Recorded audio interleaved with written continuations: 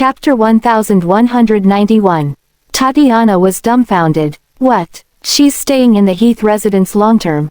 Yes. I have something to attend to, so I'm leaving now. Tatiana didn't dare to question Mason either, so she could only take it one step at a time. In the next 2 days, whenever she met Olivia, she didn't dare to go overboard, either.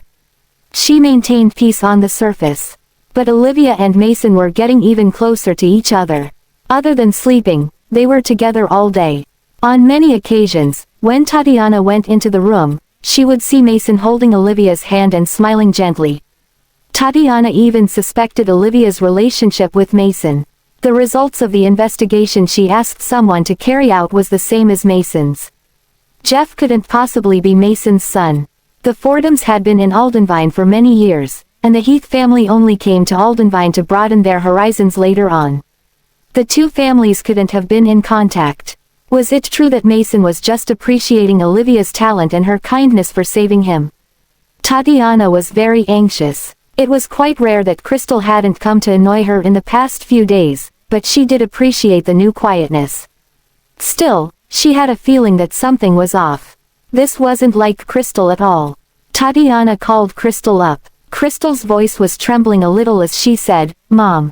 What are you doing? Did you know that your dad brought Olivia home again?" Pushing Yale's body away, Crystal calmed her voice down. "I knew that he would be worried about that wench. Come on, I'm scared that Dad is still mad at me. Anyway, we can't just wait for the end to come. I have a very bad feeling about this." Sweat rolled down Crystal's cheeks.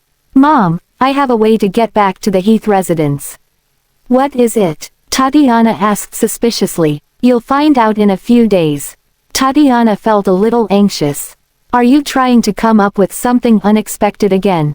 "I'm telling you." "Mom, don't worry. After going through all these things, I've matured now. I won't act as recklessly as I've done in the past. Relax. Dad will send someone to bring me home soon enough." Crystal's voice was calm, and she sounded as if she had matured overnight. Tatiana sighed. Perhaps Mason had truly driven Crystal out just to let her grow up a little. By the looks of it, it was a little effective, at least. "Take care when you're alone out there. Call me if anything comes up. If not, I'll go and check on you. If worse comes to worst, you should just go back to work." "Mom, I've already quit that job. I don't like that life at all. In the past, I did it so that I could get closer to Ethan. Now, I want to pursue my own life." "So you've truly let go of him?" Tatiana was shocked. After all, her daughter had always been a stubborn child, and she would try to get everything she wanted. "Yes, after trying to court him for so many years, I've gotten tired. I won't be so stupid anymore. I've had enough of that man. I want to live my own life and make him regret it in the future." It was only then that Tatiana sighed in relief. "I'm happy that you've thought things through now. If you want to give the business field a try, you can practice in the Benson family. You're a girl, after all. It was never necessary for you to go into combat." Crystal replied, "Yeah, I'm sorry for making you worry in the past, Mom. I'll try to be a better person from now on." After chatting for a while, Tatiana stopped worrying. It wasn't a bad thing that her daughter had finally grown up. Unbeknownst to her, Crystal immediately got entangled with Yale right after hanging up. For the past few days, the two rarely took a break. Crystal was once a clueless woman, but as Yale developed her, she gradually got hooked on these things. She clung onto his waist time and again, begging to sink into the pit with him. But she failed to notice the fleeting look of disgust in Yale's eyes. Chapter 1192. As if she had sunken into the mud, Crystal willingly fell into degradation. She never once considered the future. She only knew that she was getting more and more dependent on Yale. Meanwhile, the renovation work at the Heath residence was already underway. After making some tea for Mason, Olivia entered his study. When Olivia saw Mason frowning deeply, she walked over to him and said in a gentle voice, "Grandpa, it's getting late. You should rest." A thick stack of documents in red was placed in front of Mason. He looked quite troubled. "Child, it's not that I refuse to sleep. I simply cannot fall asleep. Did something serious happen? Olivia asked. Word of my injury still got out. In recent days, the countries near Arlandia are getting restless again.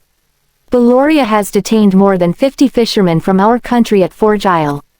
In the western part of the country, someone caused trouble at the border, and there's the eastern part and the northwestern part too. Mason was deeply troubled. Even though those weren't major incidents, it was like a lion's deep slumber being disturbed by a few mosquitoes buzzing around. It was very annoying. Having been united for decades, Arlandia saw rapid economic growth. Slowly, it became one of the 3 strongest countries in the world. But since ancient times, there was the natural law of things separating after being united for too long, and vice versa. After the country was at peace for decades, someone tried to cause trouble again. Those are just minor issues. Please don't be too concerned about them, Grandpa. With the way things are now, no one will dare to wage war recklessly. Mason shook his head. Child, the country next to ours, Carathea, has been developing quite well recently. They keep trying to overtake us. If they weren't secretly supporting smaller countries like Beloria, a minor country like Beloria wouldn't dare take action. Olivia mused. Carathea, I remember that they got a new leader 5 years ago. The leader who had taken over was the youngest in history. He may look young, but he has quite the ambition.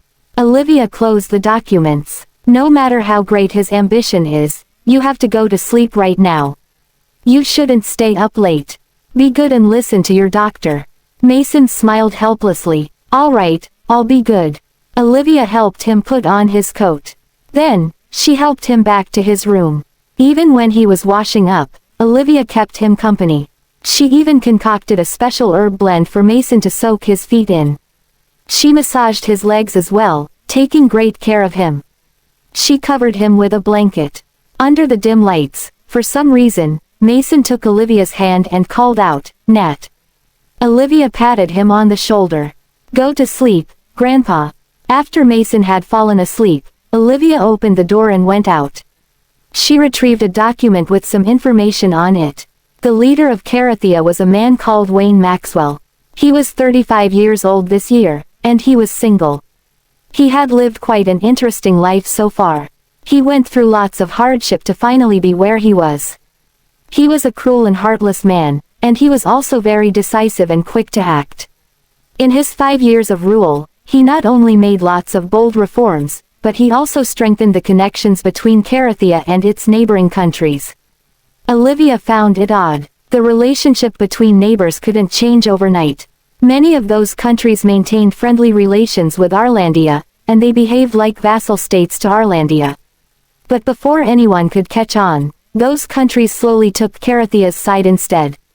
During an international meeting, the countries surprisingly opposed Arlandia, and they looked like Carathea's lackeys. This had happened in a very short period, so, of course, something was off. Olivia gently tapped her fingers on the desk. Wayne was a handsome man. Even in photos, his eyes were filled with aggressiveness. It was no wonder that Olivia didn't see Linus around today.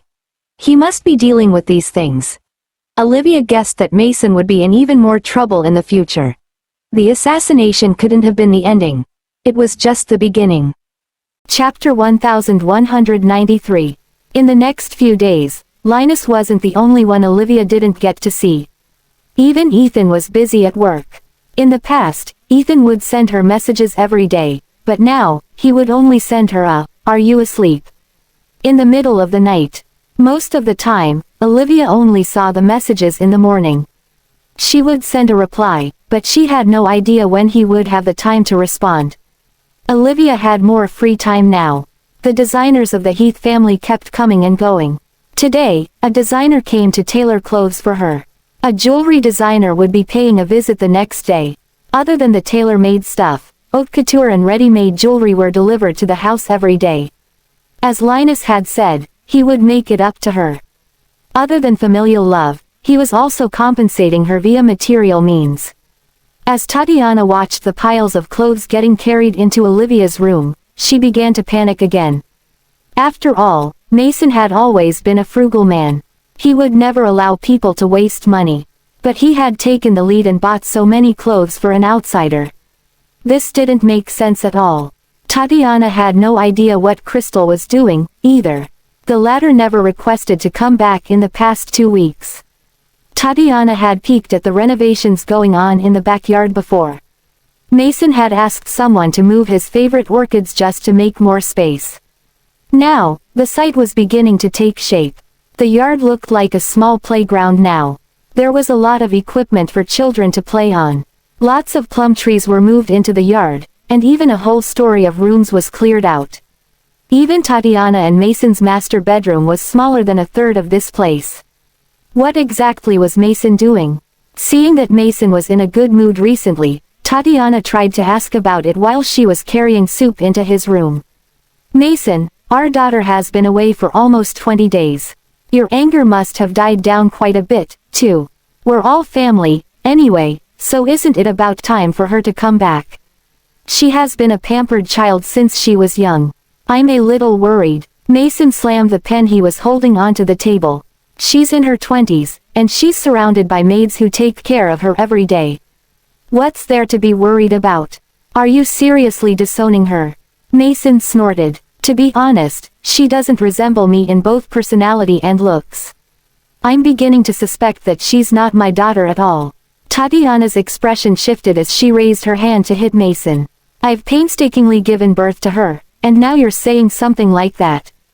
Whose daughter can she be if not yours? I can't believe that you're doubting me like this. Do I have to hang myself to prove my innocence? Enough. I didn't mean it. Mason rubbed his temples. He felt a headache coming on from all the noise. Crystal has truly changed her ways. A few days ago, when I called her, she sounded like another person altogether. She became extra mature and collected. By the looks of it, the punishment was quite useful to her. She's your biological daughter, after all. Are you going to let her stay outside forever? Mason had indeed calmed down. All right, Linus happens to be coming back tomorrow, so you should get her back as well. I have something to announce. Tatiana's eyes lit up. Sure, I'll call her right away. We can have dinner together as a family tomorrow. After all the preparations Mason had made recently, he could announce Olivia's identity. Olivia and Crystal were relatives, after all, so it wasn't a good thing for them to constantly be at odds with each other. Mason wanted to take the opportunity to be the peacemaker so that Olivia and Crystal could reconcile. They were a family, and harmony was of utmost importance in the family. Since everything happened to be coming together, Mason decided that tomorrow would be the day. Chapter 1194. Tatiana joyously called Crystal. Crystal, here's some good news for you. Your dad asked you to come home for dinner tomorrow. You have to grab the chance by then. Don't provoke your dad anymore. Crystal touched her flat belly. 3 days ago, she found out that she was pregnant. At that moment, a sweet expression filled her face as she smiled faintly. Got it, Mom. I have a surprise for you guys, too. A surprise? What surprise did you prepare this time? Crystal wished that she could tell Tatiana the good news right now. But her sense of reason told her that the announcement of her breaking news had to be reserved for dinner tomorrow. You'll find out tomorrow. Mom, I'm sure you'll be happy about it. Tatiana was a little suspicious. But Crystal truly had been quite well behaved lately, and she didn't seem to be causing trouble. Perhaps she truly had thought things through. Tatiana left a few reminders before ending the call. Crystal checked the time. Yale still hadn't returned. So, she called Yale. Yale took a long time to pick up. Sorry, Crystal, I'm working overtime today. Have you eaten? Please don't starve yourself and the baby. Yale's concerned voice rang out over the phone, chasing away the momentary displeasure in Crystal's heart. I just had dinner. When are you coming back? I don't think I can make it tonight. Something happened recently, and everyone is busy. Even Ethan was sent out to settle some matters. I was thinking that you had just gotten pregnant, so I stayed behind just to keep you company. Crystal was a little disappointed, but she expressed her understanding. All right, got it. My dad asked me to go home for dinner tomorrow. This is good news, right? This means that Mr. Heath has finally calmed down. Yes. Remember to go home with me when the time comes. We'll tell them the good news together. Sure. Be good and go to sleep alone. If you get scared, just call me. I still have some matters to attend to, so I'm hanging up now. Ever since Crystal got pregnant, Yale no longer kept her company. Still, Crystal knew that many things had happened recently. Her brother was sent to a faraway border, and Ethan was away from Aldenvine as well. She knew that she should be grateful that she could still see Yale. She touched her belly. There still weren't any signs now. She had just gotten pregnant, so she didn't experience much of a reaction. She just felt a little sleepier than usual. After washing up, Crystal went to sleep on her own. She thought that if Mason knew that she was pregnant, he would stop getting angry. He would have a grandchild soon, after all. After hanging up, Yale set his phone on silent and tossed it aside. He was bustling about in the kitchen. Molly wrapped her arms around his waist from the back. Yale, you're busy enough as it is, but you still cooked for me. Thank you. Turning off the stove, Yale turned around and embraced Molly. There's nothing wrong about cooking for my wife, is there? Come, the soup will be ready soon. Bending over, Yale picked her up and placed her on the soft couch. He then placed his fingers on her belly. Your body is weak, and the doctor said that you have to be very careful in the first 3 months. We finally have a child now, so you should take care of yourself. Say, what would be a good name for our child? A gentle smile appeared on Molly's lips. The child is still young. Miss Heath has gotten pregnant, too. Is it okay for you to not visit her? Molly, I told you that she's just a pawn of mine. Even the child in her belly is the same. Why would I waste my time on people I don't like? You're my true darling. Come, let's not talk about upsetting people like her. Yale pressed his ear against Molly's belly. Dear child, I'm going to succeed tomorrow. Please grow up well. When Crystal's pregnancy was announced tomorrow, he would officially be the son-in-law of the Heath family. Then, Ethan wouldn't ever be able to compete with him. Chapter 1195. Olivia had just ended her video call with Zach when Ethan's call came in. Olivia hadn't contacted Ethan in weeks, but now, she could hear his voice. Liv. He seemed to be in a spacious area, and she could hear the cold wind howling. I'm here. Olivia wanted to ask where he was, but she thought that he might be carrying out some top-secret military mission, so she didn't ask. Did you miss me? Ethan's voice was a little hoarse. He must be somewhere extremely cold. Olivia had been there a few times before. Even a breath of the freezing air threatened to blow up her lungs. It's not that bad. You're not adorable at all, Liv. Unlike you, I missed you a lot. His hoarse voice had given him some extra manly charm instead. Olivia felt her heart shivering in a good way. In the past, she would think of Ethan every waking hour if she couldn't see him. But now, she wouldn't do that. She had a lot of her own business to attend to. Ethan used to be like indispensable air and water to her. But now, he was just a bottle of beverage. When she sometimes thought of him, she would want to have a taste of his sweetness. But even if she didn't taste him, it wouldn't affect her usual life. In contrast, Ethan's mind was filled with thoughts of her these days. He seemed to have become obsessed with her. I'm coming back tomorrow, Olivia said softly. All right. Take care. Good night. Ethan looked at his phone, which was displaying the call Olivia had decisively ended. A bitter and exasperated smile appeared on his face. Even though Ethan and Olivia had gotten more physically intimate with each other, they couldn't return to what they once were. A snowflake drifted onto his open palm. It was just like his fragile relationship with Olivia. Even so, he had to hold it firmly in his hands. He wouldn't let her leave him ever again. He told himself that things would get better. With a bang, a bullet landed on a spot near his feet. Mr. Miller, duck. Brent's urgent voice rang out. Many fighter jets suddenly appeared above their heads. Our location is exposed. Ethan looked up. The hatch of the fighter jet circling above them opened. He saw a man in a lightweight black outfit, and the cape the man was wearing flapped in the wind. The man was holding a machine gun in his right hand. Ethan couldn't see the man's eyes, but he knew that the man was staring down at him with a deadly gaze. Wayne, he's here in person. In the next second, the man started shooting. Run, Mr. Miller, hang in there for a moment longer. Reinforcements are on the way. Brent had just finished speaking when dozens of fighter jets appeared in the sky again. They were in an unfavorable situation just now, but the tables had turned. Wayne, whose face was hidden under the black mask, clicked his tongue. Let's go. Seeing the opponent retreating, Ethan stood up while leaning onto a huge tree for support.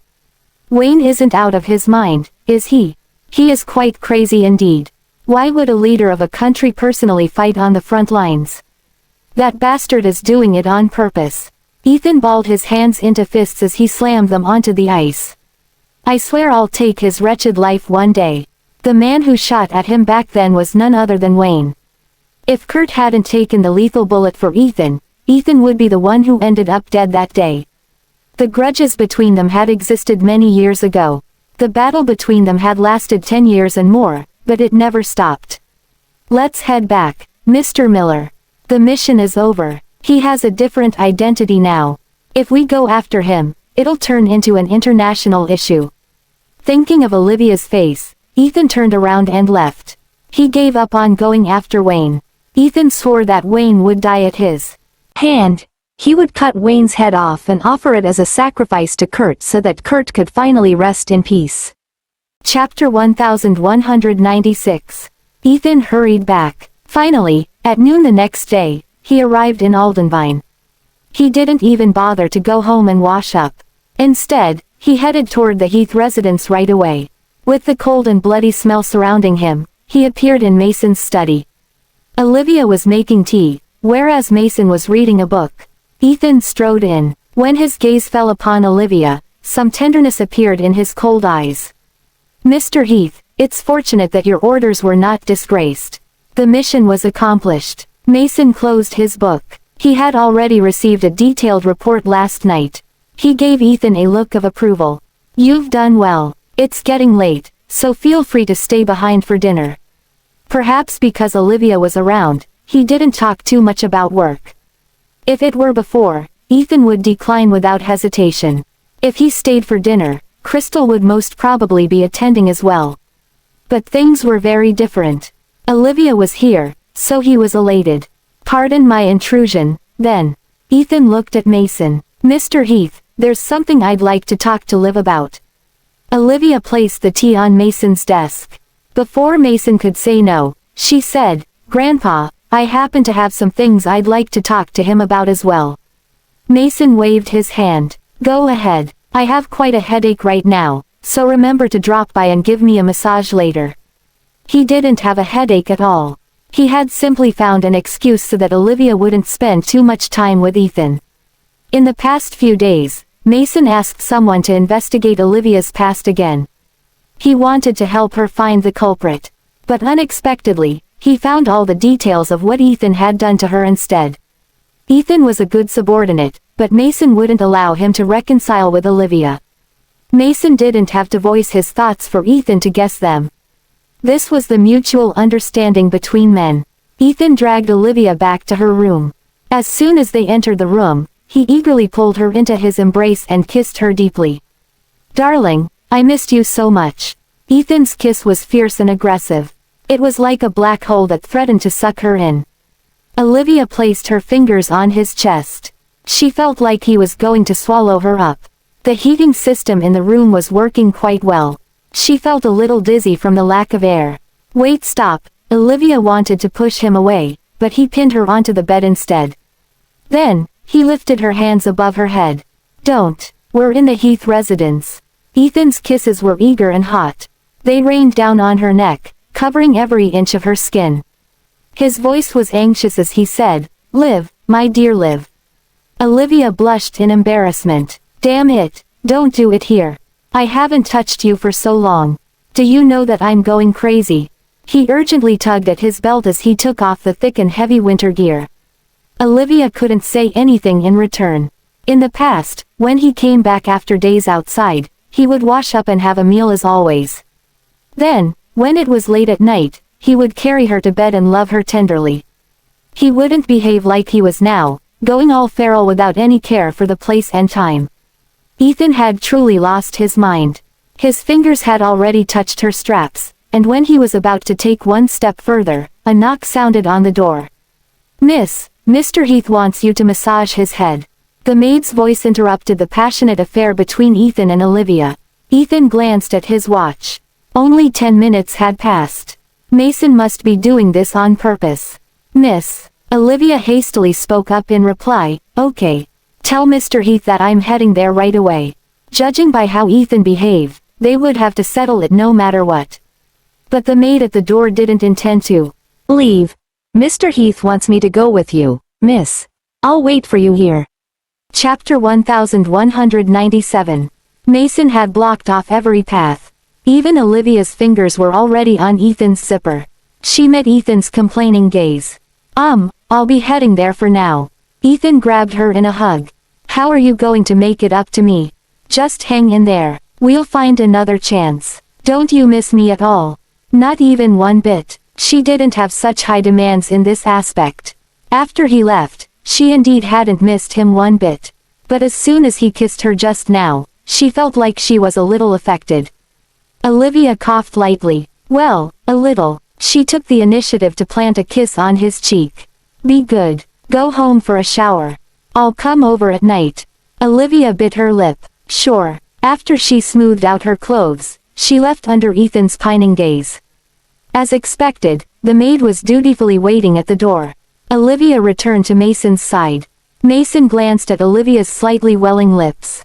Even Olivia's ears had reddened. She had given birth to a few children already, but in front of Mason, she felt like a junior high student caught in the act of her puppy love. She subconsciously found an excuse. "He hadn't seen me in a long time, so he wanted to talk to me." Mason placed the lid on his teacup. "Are you two truly just talking?" As an experienced person, Mason had already seen through her little tricks. "My dear, tell me, what do you truly think of Ethan?" "Grandpa, Olivia didn't know how to describe her relationship with Ethan.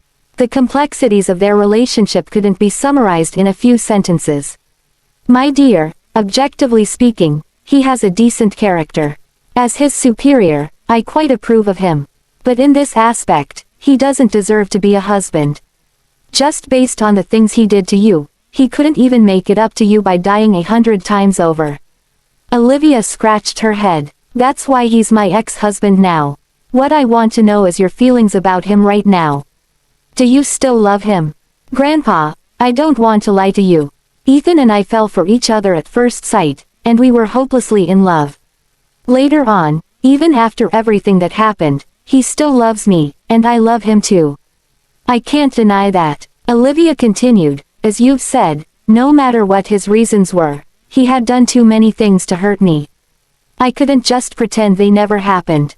But at the same time, he risked his life to save me countless times. I both love and hate him." Mason felt his head aching when he heard that. "So what do you think? Are you going to marry him again?" "I don't intend to. There's still one person standing between Ethan and me, and that person is his sister. If I get married to him and something happens again in the future, history will only repeat itself." Mason nodded. "It's a good thing that you're different from Crystal, whose brain was filled with nothing but love. You're not without wits. I see what you mean now. I'm glad that you think like that. You're still young, and you have a whole life ahead of you. You don't have to hold so firmly onto Ethan.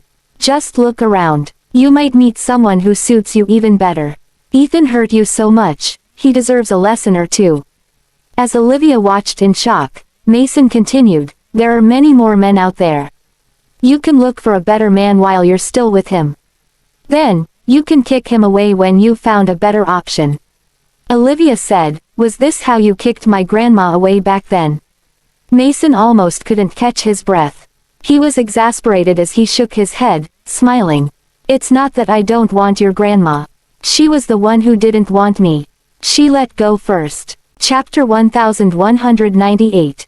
Olivia had no idea what exactly happened back in their time. But every time she saw Mason gazing at the painting, or when she noticed Mason zoning out as he gazed at her face, she knew that Mason must have loved her grandmother dearly. As the sky darkened, Crystal arrived at the Heath residence. Tatiana frowned when she saw Crystal wearing more clothing than usual. What's with all the clothes? I didn't want to catch a cold. Mom, I missed you so much. Crystal hugged Tatiana as she spoke in a spoiled manner. Oh, you. Don't do anything to make me sad anymore, alright? Do you know how worried I was about you? Mom, I know, I mean it. Taking Crystal's hand, Tatiana said, by the way, you said that you're giving me a surprise, right? Where is it? Tatiana even looked behind Crystal, but she didn't see anything Crystal might have brought back. You'll know soon enough. Crystal had a mysterious look on her face. Tatiana kept reminding her, remember your lesson from before, and don't target Olivia ever again. Your dad trusts her even more these days. Alright, got it, Crystal answered obediently. When Tatiana saw how huge the changes were in her daughter, for some reason, she felt uneasy instead. Aren't you mad? Mom, I've thought things through. Why would I compete with her? She's an outsider, after all. She's not going to stay in my home forever. She'll have to leave sooner or later. There was an anxious look in Tatiana's eyes. Crystal still wasn't aware of what happened at home. Hearing the sounds of machinery coming from the backyard, Crystal couldn't help but ask, Mom, are we renovating? Yes. Crystal walked to the backyard and took a look. There was a seesaw for children, a slide, a small merry-go-round, and various toys. Her eyes lit up. Could it be that her father had some telepathic connection with her? Why else was Mason preparing children's things so soon? Did Dad prepare these for me? He's rushing too much. I haven't even gotten married, and I might even move out in the future. Listen, Crystal, this room. Crystal didn't listen at all as she strode into the room. The walls separating the rooms were all cleared away, and it was then split into a suite accompanied by a smaller suite. The main bedroom was mostly beige, whereas the smaller suite was decked out in 4 vibrant colors. It looked very lively indeed. Mom, you didn't even tell me about it. Why did you start the renovation already? Even if the room won't be big enough when I get married to Yale, I don't like this color. Crystal hastily spoke up. Stop, stop. The renovation worker turned around to look at her, seemingly a little confused. What's the matter, miss? I don't like the color of this paint. Give me the palette and repaint the room when I've chosen the colors. The striking colors are too much. The workers were puzzled, but that's how the designer designed it. Miss, if you have any objections, you should talk to the designer. We're just workers, we don't have a right to change it. Crystal grew angry. Those bastards. I only left the Heath residence for a few days, but they don't care about me anymore. Who designed this? I'll talk to them. Who are you going to talk to? After a lengthy journey, Linus hurriedly made his way back. His face was pale. He had suffered an injury this time, and he didn't look too good. You came just in time, Linus. Why didn't you tell me that we're renovating? You're renovating this room to serve as my bridal room, right? You should have told me beforehand. I don't like this style at all. Linus asked slowly, who told you that this room is for you? Don't you have a room already?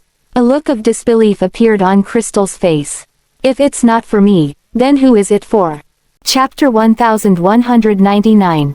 Linus was about to reply when he saw Olivia walking over to them from far away. He waved at Olivia, saying, "Come here, Liv."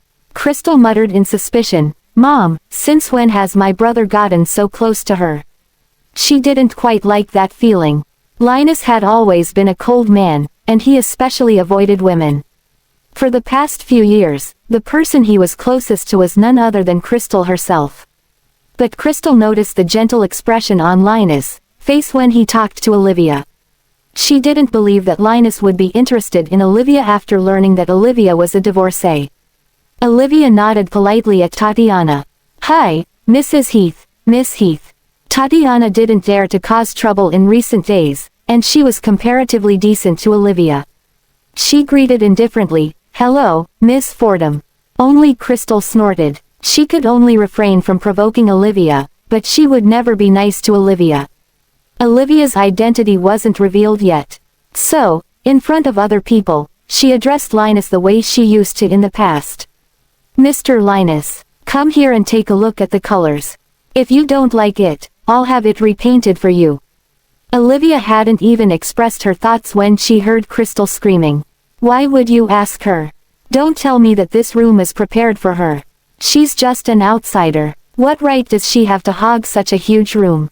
By the looks of it, the area of the renovation spanned almost 2,000 square feet, and that was excluding the area in the yard. Crystal's room was only about 500 square feet. Crystal couldn't understand. Even if she's my father's savior, she can't just stay here forever, right? What was Dad thinking? Linus, why didn't you stop Dad? He's out of his mind. Tatiana hastily said. Crystal, stop spouting nonsense. Crystal couldn't back down just like that. Gripping Linus' shoulder, she said, Linus, you. Linus frowned deeply. A pained expression flitted across his face just now, and Olivia noticed it. Let go. Who do you think you are? Don't think that you're all that just because you saved my dad. And you're even trying to boss me around now. Olivia hastily interrupted, your brother is injured. She had noticed that Linus' face was too pale just now. He wasn't ill, so he most probably lost too much blood. She even caught a faint smell of blood, so she was even more convinced. What? Linus, were you hurt? Tatiana shoved Crystal away. Crystal almost fell. Mom, what are you doing? Don't you know that Let me have a look at you, Linus. Olivia suggested, Mrs. Heath, it's cold out here. It's better if we go back inside so that I can take a look at Mr. Linus. It was only at times like that when Tatiana appreciated Olivia. Tatiana nodded submissively. All right, I leave him in your hands, Miss Fordham. You're skilled in medicine, so please examine my son properly. The three hurried away, leaving Crystal alone. Crystal remained standing where she was. She had a feeling that some things had changed. She thought that if she revealed that she was pregnant, she would be able to win everything back. But Olivia's status had risen quite a lot, and Crystal was beginning to panic. She hastily called Yale. Yale, are you here yet? I'll come over as soon as I'm done. You should rest at home for a while. Don't tire yourself out. You're so good to me. It was only then that Crystal felt a little better. After Yale hung up, he removed the apron he was wearing. Then, he hugged Molly on the couch, spending some intimate moments with her. Babe, the food is ready. Remember to eat properly. I'll come back to keep you company at night. All right, you should get going. Molly planted a kiss on his cheek. Yale arrived at the Heath residence in high spirits. He had just pulled up when he spotted Ethan's car. He frowned. Why was Ethan here, too? Chapter 1200. Yale wondered if Olivia had married Ethan again. Even if they had reconciled, the dinner tonight was a family matter. Why would an outsider like Ethan be here? Perhaps Ethan had just returned and was reporting the results to Mason. It was the only reason Yale could think of. The two simultaneously opened their car doors and got out of their cars. They were both wearing long wool coats, and they were of similar height. But Ethan exuded a colder air than Yale. Without any outsiders around, the two didn't even want to maintain peace on the surface. Their expressions were cold, and they looked down on each other. They strode into the Heath residence at once. The people following them felt that the two were even colder than the weather. It's a family dinner tonight. Don't you think that your presence here is quite odd? As Yale walked alongside Ethan, he attacked the latter. Ethan sneered. If you are aware that this is a family dinner, what right do you have to be here? Isn't the incident last time embarrassing enough for you? Even though Crystal was the one who splashed water on Olivia, Yale must have egged her on. Yale didn't directly do it, so after the incident, Mason only punished Crystal and drove her out of the Heath residence. Mason didn't reprimand Yale at all. But everyone knew about Yale's involvement. Mason must have committed it to memory. Yale replied calmly, Crystal did it all for Mr. Heath's safety. But what about you? You and Miss Fordham keep trying to fool Mr. Heath behind the scenes. Mr. Heath should be well aware of what you did. Ethan snorted, but he didn't humor Yale after that. After all, men couldn't just start a catfight like women do. The two walked toward the dining hall together. When Yale appeared, Tatiana frowned. She didn't invite him. As an elder, even though she was upset, she couldn't just voice her dissatisfaction. She was already troubled enough by the injury on Linus' arm. Crystal took the initiative to approach Yale. "Yale, you're here." Her movement shocked everyone present. Everyone knew that the man Crystal loved the most was Ethan, whereas Yale was the man she hated the most. Back then, after the incident, she even cried and shouted that she didn't want to get married to Yale. But in a mere 20 days or so, she seemed to have completely changed her opinion of Yale. Mason and Tatiana could see the confusion in each other's eyes. Tatiana gave Mason a look, indicating that she didn't understand what was going on either. Just like Mason, she had only heard of this now. Uneasiness ballooned in her heart. Was Yale the surprise Crystal talked about? It would be terrible if that was the case. Mason had avoided it with great difficulty, painstakingly pulling Crystal out of the mud. But unexpectedly, she had taken the initiative to jump into the mud instead. There weren't any emotions on Mason's face. "Take a seat, everyone." Ethan wanted to sit next to Olivia, but Mason was sitting on Olivia's left, and Linus was on her right. They were guarding against Ethan as if Ethan were a thief. He had resolved the burning desire he had that morning by taking a hot bath. Tonight, Olivia didn't put on her mask. Instead, she attended the dinner with her original face. She had applied simple makeup on her face, and her hair was tied up into a bun. When she lowered her head, her fair neck was exposed. Every move she made was tempting and seducing Ethan. Meanwhile, Yale took a seat next to Crystal. He accidentally laid his gaze upon Olivia. Was he seeing things? When Olivia lowered her gaze, he thought that he was looking at Molly. Crystal thought that Yale was seduced by Olivia as well. She pinched his thigh fiercely. Then, she took Yale's arm. Smiling, she announced, "Dad, Mom, Linus. Since you're all here today, I'm announcing something. Yale and I are officially dating now. I want to get married to him."